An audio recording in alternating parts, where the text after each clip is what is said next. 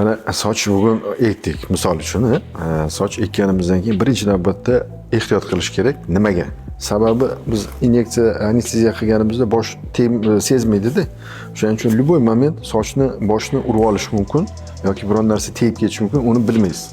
Shuning uchun ehtiyot qilish kerak. Chunki o'sha mahalda smeshение graft deydi, graftlar joydan ko'chib ketishi mumkin. Bu birinchi ekstrenni ekilgandan keyin sразу bo'ladigan holatni aytmoqchiman. Sauna, basseyn bu mumkin emas.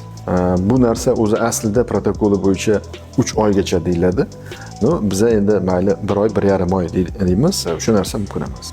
Tamaki, ya'ni sigaret chekish mumkin emas. Sababi bu qon tomirlarini toraytiradi.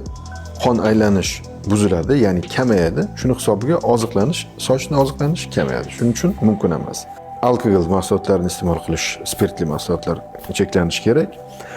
Og'ir jismoniy yuk mumkin emas. Ya'ni 5 kilogacha bo'lgan yukni siz 3 oy davomida 3 oydan keyin ko'tarishingiz mumkin. Ungacha mumkin emas shu narsalarga ahamiyat berish kerak.